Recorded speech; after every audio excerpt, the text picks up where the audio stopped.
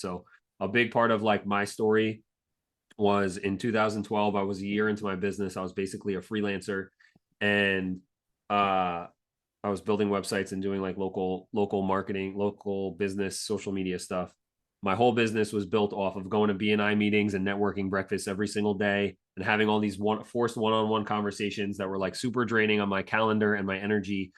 And then Hurricane Sandy came and wiped out. I live like just outside New York City. Hurricane Sandy came and wiped out the whole tri-state area, and most people didn't have power for like weeks. I had clients on Wall Street didn't have phones for 6 months, and so my whole business disappeared overnight from the storm. And it's because everything was local and I wasn't doing the stuff I was doing for clients, right? And so what I did was I made a list of 50 questions that people were always asking me at those networking breakfasts, at the one-on-one coffees I had to have, questions I was getting from clients via email. I made a list of 50 questions that I would answer over and over and over again. Like Bon said before, like you're answering the same question to clients over and over and over again, but I was getting no leverage and no compounding impact from it. And so I made that list of 50 questions. And over the course of 25 days, I wrote, published, promoted 2 articles every single day. So 50 articles in 25 days. I published onto my blog, and then I went out onto social media and searched for people talking about the concepts and asking those questions. And I responded to those people on social media. And over the course of 8 weeks, I went from basically like zero online presence outside of my like little region to people from California, Utah, Massachusetts, Florida finding me on Google when they're searching for social media agencies. I started getting quoted in Forbes like before when it was still like cool and respected, like a writer for Forbes like heard me on a podcast talking about this and quoted me. I was pulled into NYU's business school, Seton Hall's business school, Rutgers business school to teach and lecture on what I was doing for marketing.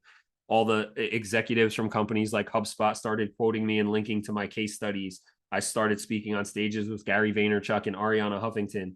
And all of that came not because I sat down and said, I have to come up with like 50 article ideas. What should they be? Oh my God, now that I publish these, I have to go on social media and promote them. It all came because I was already doing it. I just wasn't putting it in digital assets that I could multiply and amplify. Right. I was already replying to client emails. I was already sitting down and having coffee with people and answering their questions.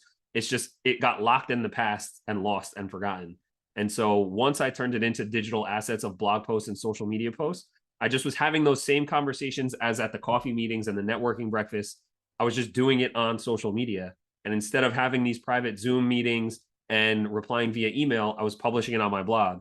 And so now it's indexed by Google and people find me when they're searching. It's across social media when people are scrolling, they're seeing my stuff, right? And that just created like a magnetism and increased my surface area for people finding me and wanting to work with me. So that's like looking for all these opportunities to like, how do we capture what we're already doing and put it into a compounding asset like content? That's why I love this system and why I love the method of like, what are we already doing that we could just like get more juice out of?